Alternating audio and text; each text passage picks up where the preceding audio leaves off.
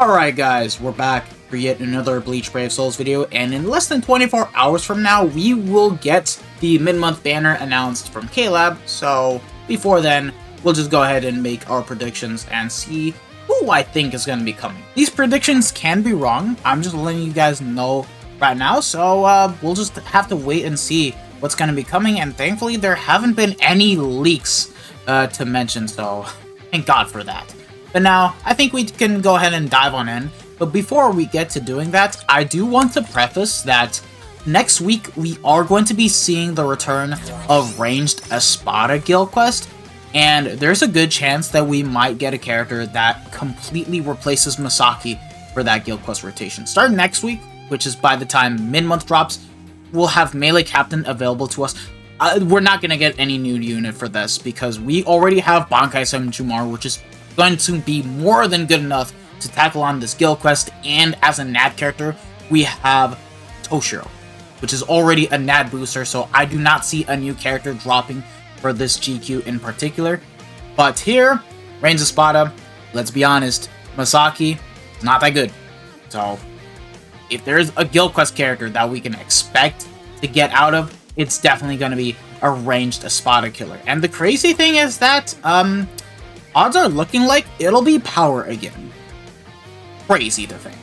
But we'll have to wait and see, because if it's not an Espada killer, then it could very well just be Masaki and Ishin returning, and KLab are just looking for people to spend their orbs, waste them for Masaki, just to beat this guild quest a bit faster, which I wouldn't really recommend doing so until we get a proper replacement until then. But that's pretty much what I'm going to be expecting. And then the rest of the Guild Quest schedule is as follows. For the remainder, we do have Ranged Captain, and that pretty much is indicating Candice and the Masculine's return, so I would not really expect a new unit out of that, but mainly a NAD character, since if you guys ask me, Christmas Null, yeah sure, she's alright, but DPS-wise, I do think that she is due for a replacement, so it can happen. But I cannot say the same thing for Melee or Ronker Guild Quest because of the simple matter of fact that it's going to be dropping on January 31st. So if we're going to be getting a Melee or Ronker killer, it's not going to be for mid-month, but it's going to be for end of month. That's it. And then the final two Guild Quest before the schedule gets changed is going to be Ranged Sternritter and Ranged Soul Reaper. And more than likely, this is just going to be indicative of potentially a mini Toshiro replacement. We'll just have to wait and see for that. So, yeah, that's it for when it comes to Guild Quest killer speculations. Now, let's talk about the characters. It's either going to be one of the three things: 1000-Year Blower, Seasonal, or Premiums. Now, every time we have a big celebration, for the 9th anniversary, we already had 1000-Year Blower banner from mid-month, being Shinji and Kensei, as shown right here. So, very likely we're gonna get another 1000-Year Blower banner. If not that, then it's gonna be something else. But anywho, it's only throughout these big celebrations where we get 1000-Year Blower as mid-month. If it's not that, then I don't know what it is. But if I were to speculate the characters, I think it's gonna be Quincy's that are not as big, that we can actually get just fine for mid-month and not have to worry about it. Like, mainly characters like Nanana and BG9, they have still not gotten their characters, and I feel like mid-month is a good of time as any to release the characters directly. Or even characters like Driscoll, because we can still get characters from Core 1 to drop into the game. Like, we still have Bankayama, but he's not coming from mid-month, let's be honest. He's gonna be reserved for, like, a big celebration. But, yeah, I don't expect characters like Asnot in his Volstern D, his Tartar Forest form to drop, because I just don't think it'll fit the theme at all, and he'll just be insanely held back. I just don't see that being the case, and that's pretty much it. If I were to guess one last Quincy, then it would be base form Lil Toto. That's it. That's all I'm expecting out of what could be for mid-month if it's going to be a 1000-Year Blower banner. But that's it. Now, let's just go over the topic of premiums. What can we expect for premiums should we get those kind of characters? Keep in mind, the last batch of premium characters that we have gotten was this banner right here, right after Oetsu and Tenjiro, being Yama, Unohana, and Jushiro, and ever since then, we went for like 3+ months without getting a single premium banner. It's been nothing but limited 1000-year blower characters back to back, and I think right now, as it stands, it would be a very healthy decision to give us some premium characters. So that way, not only will it give us a motivation to skip, but it's, you know, going to add a bit more to the premium lineup of characters and being able to pull those characters from BBS tickets, and I think it would be a really nice solution. And what kind of characters can we get? I have to be honest, feeling like we should start getting some espadas really soon, because if you look at a lot of the espadas, they have done a good amount of the base form ones, but for the resurrected forms, it's just Halibel and Grimjow, realistically, that they have remade a couple times already. Ulquiorra, I mean, yes, they can, but at the same time, I don't really see this guy getting another Segunda Etapa version for mid-month at all.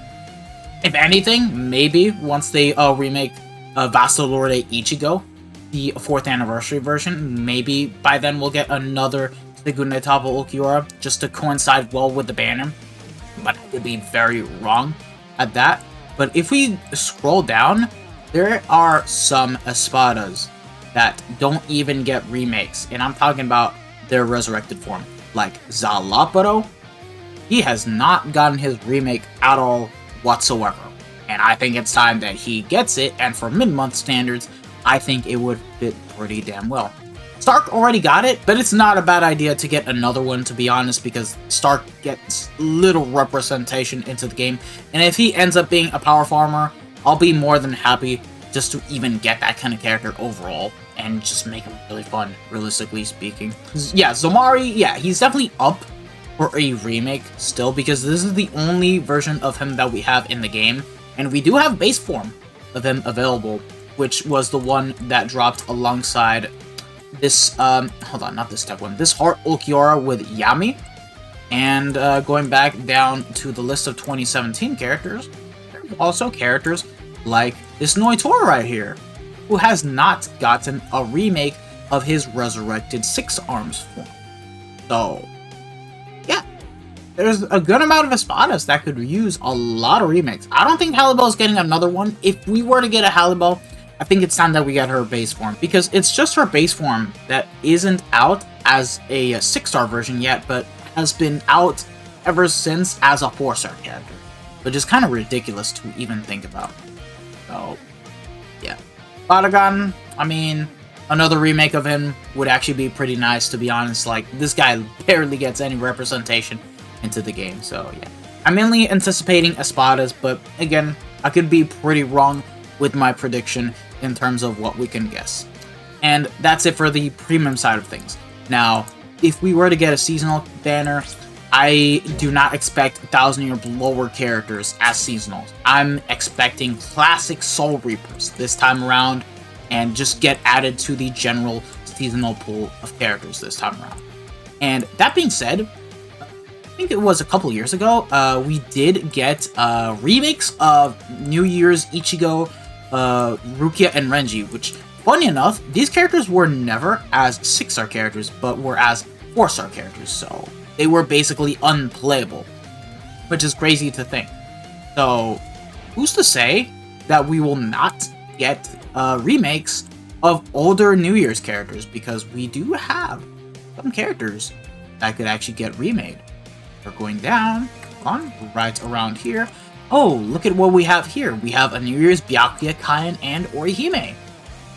Getting remakes of these characters would actually be nice, and if it's not that, then just one of the characters, or even like a brand new face, just for New Year's. Like, we can essentially expect, like, I don't know, an Uryu, a Chad, just like one of the main faces, if you guys ask me. We technically already have Rengiku and Rukia before, which was the Chinese New Year's character that we got a couple months after the release of Spirits Are Forever With You, Unohana, and Kenpachi. Yeah, right here.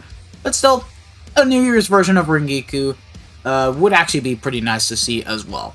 So that's it. That's all I'm pretty much going to be predicting for mid-month. Not a lot of characters to really talk about, and thankfully this time around, there were no leaks. So I'm glad about that. There was nothing on Reddit, nothing of any of that kind of sort, so thank God. Anywho, let me know who you guys think is going to be coming for mid-month. Alright, that's all. Thank you guys for watching. If you guys have enjoyed it, don't forget to smash that like button, subscribe to the channel, hit the bell notification, and all that good stuff, and I hope to see you guys all in the next one. This has been your boy, the Death Smasher, and I'm signing out, so take care, lads. Bye. Sayonara. Ciao, ciao.